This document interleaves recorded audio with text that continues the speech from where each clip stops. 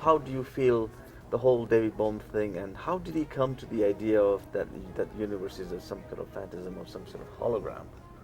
Well, I guess that connects with this notion of implicate order that we haven't really talked so much about. Yeah.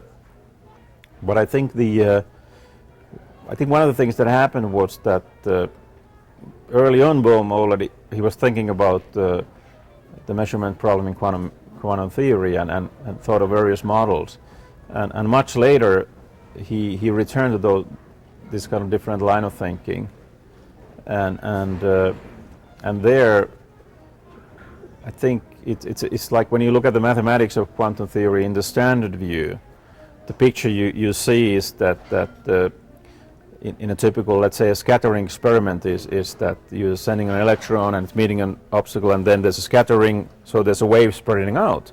But then when you make a measurement, you still see that the particle localized somewhere. Somewhere. So that, if you like, there's a kind of a bit of a paradox, because before that last measurement, you're describing the electron as a wave that's spreading out everywhere, and yet you find it localized. So Bohm was thinking, and I guess this idea he had already in the late 40s, early 50s, he was thinking that maybe there's another wave that's coming in to the point where you see the electron. Because, the mathematics of quantum theory describes this wave that spreads. Yeah. And then you just, say, well, this gives you a probability of where finding the particle. But it gives no explanation why this particle comes over here. Right. So Bohm assumed maybe there would be another wave coming in, closing into that point. It may be difficult to visualize an incoming wave, but think about that you are filming, and you throw a rock to a pond, and you get a wave going out, and now just play that film backwards and you will see a wave closing in and forming a peak that's a bit like a particle. Okay. So he had this kind of an idea of, if you like, outgoing and incoming waves, which he later on then described as sort of unfoldment and enfoldment. I got it now. And, and then you could see that as you could make a model of a particle.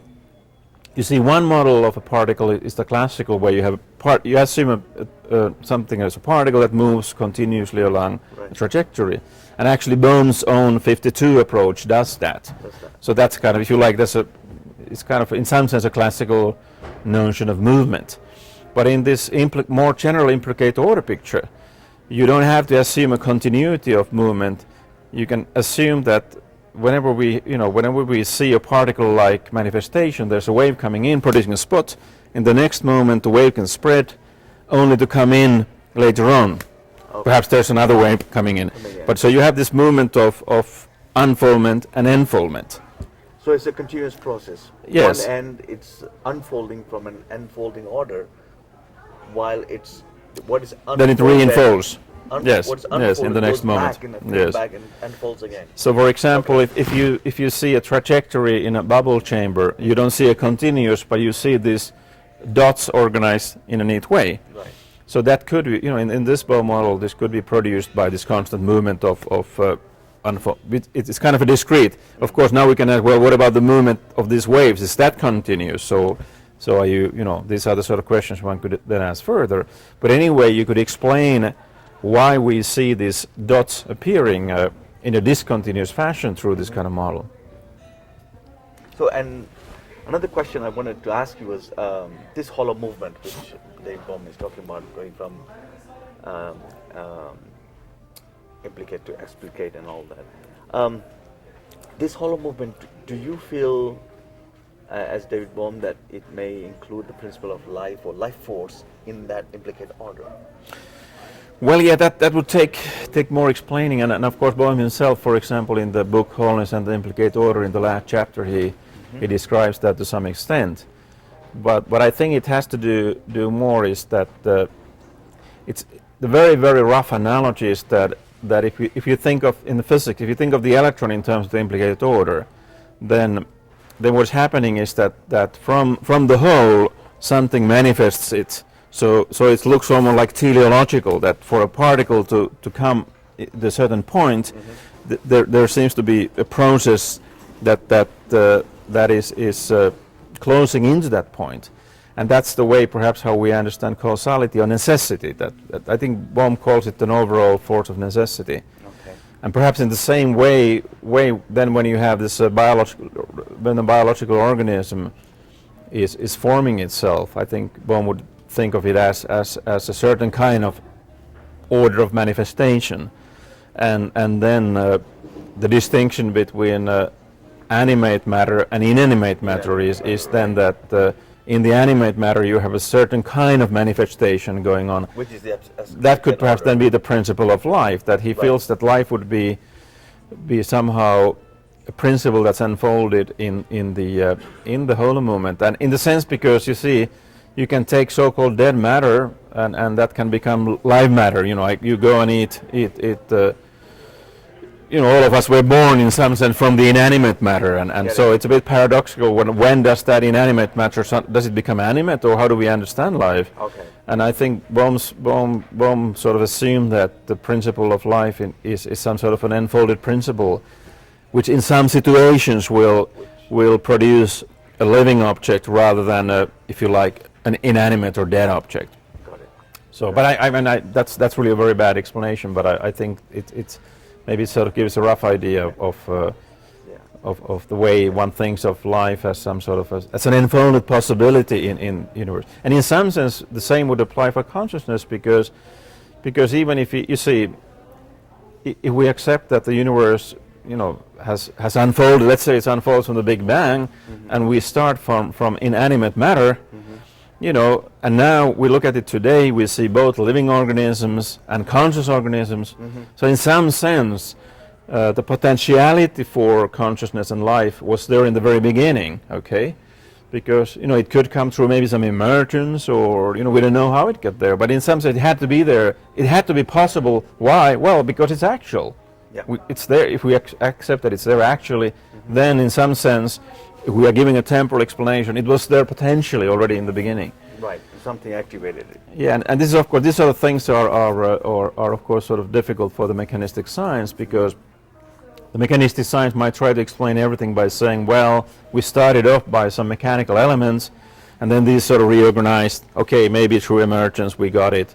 I think the Bohmian view is that we start from the whole, and in this whole the various things are implicit. Now you see, something people say, well, that's not a very creative view, because then you're just saying that it was all in there and it's just unfolding. And there I think that's where Bohm, to answer that kind of worries, Bohm proposed something he called the generative order, where it's the possibility of new order coming into play and genuine creativity. Right. But anyway, those kinds of ideas Would you say this implicate order which we talk about is more like a frequency domain, and what the explicate order is more sort of a space-time domain? Would it be right? Well, you could say that. I didn't hear what the first part you said. The implicate order is the frequency domain. I don't know about the well, it's just form but no amplitudes, you know, like two-dimensional. Right. Okay. Well, yeah, I'm not so familiar with that metaphor, but definitely the explicate order would be the space-time domain, because that's really the like if you think of the Big Bang, then you would say that from there on you get the matter, and then space-time sort of unfolds as the universe expands. So you can really see that the pure only reason I asked was when I was with Dennis Gabor at Imperial. He was my personal tutor, and he got a Nobel Prize for his hologram. Right. And although I was only very young, only 18, but what he did say to me that was this holographic thing, the way it's recorded, this interference pattern, is a kind of a frequency domain. And right. When a laser shines on it, we see this virtual image. It's in 3D. Right. The frequency domain is in 2D, and that's why I got really interested. Maybe all this is a projection from the implicate order. Right. And consciousness being the laser, if you like, from the Almighty that shines on that, out we are here in 3D. Well, of course, there is that kind of. I think Carl Pribram had the idea that maybe, you know, neural memory is stored holographically, and of course then you see Pribram. He has a book. Maybe it's a 1971 book or 77 book. It's called Languages of the Brain, and there's a beautiful chapter there where he describes how the thing works. I mean, so for example, that when we are having dreams or imaging things. Yeah. Pribram then speculates that there's some in the brain. There's some mechanisms that would activate the holograms. Okay. You know, they could be like ordinary perception. It could be that's the input. It would be the outside. You know, we get the stimulus from the outside, but then when we are imagining things or dreaming, then that could be generated internally, and so he has to. You know, Pribram had those fairly specific ideas about how to explain he did say imagery. brain was some sort of a hologram. Well, I think he was speculating with the idea that memories are stored in a holographic fashion. Holographic fashion. Okay. Yeah, I remember reading some experiment on rats, and he took some part of the brain and some more part of the brain and left all the rats alone. Yeah, but was that the Lashley? Oh no, yeah, okay, yeah. Okay. Well, lastly, what would you like to say to the world out there?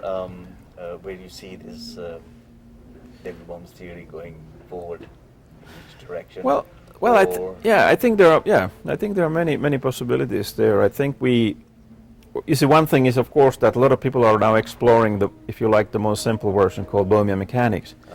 But not so many people are looking at Bohm's own preferred version, which is the quantum potential in terms of the active information. But I still feel that in that area, especially when we want to address things like mind and consciousness, I think that would be a rich, offer some rich possibilities. Yeah. I think I agree with you there personally. Right. And of course, and then again, when it comes to the more general work with the Implicate Order, Basil Hiley is also developing further those ideas. So it's exciting to see where he will, where he will take the theory. I intend to see him when I go back to London next month and have a chat with him. Excellent. And okay, that's very good.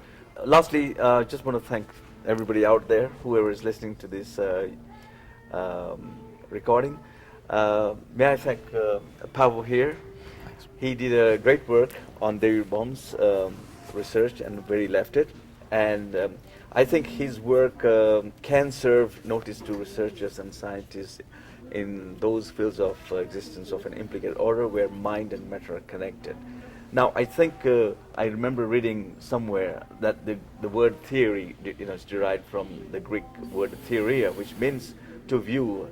And Paavo here invites us to enjoy the show, the new view which Bohm City can provide for us. It may be only a show, but as a show and tell time for the world to wonder and ponder upon. Thank you very much. Thanks very much. Thanks. Thank you. Appreciate it very much. Okay, thanks. Thank you, Jan.